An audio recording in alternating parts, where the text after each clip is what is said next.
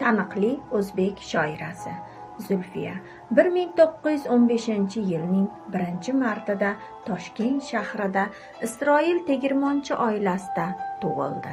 Zulfiya shoira, jurnalist, tarjimon, jamoat arbobi, O'zbekiston xalq shoirasi, mehnat qahramoni, shoir Hamid Olimjonning rafiqasi.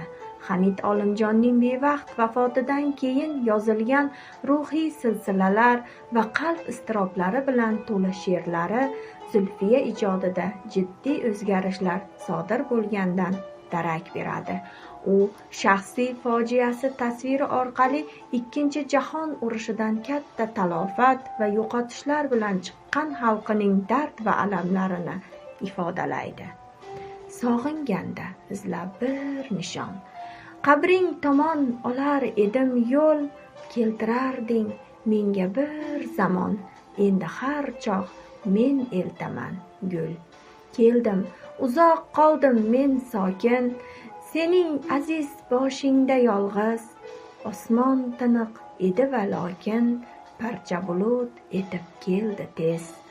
Ko'kda mening boshimda turib, go'yo yuragimda qalqidi u, ko'zimdagi yoshimni ko'rib, u ham to'kdi yoshini duv-duv.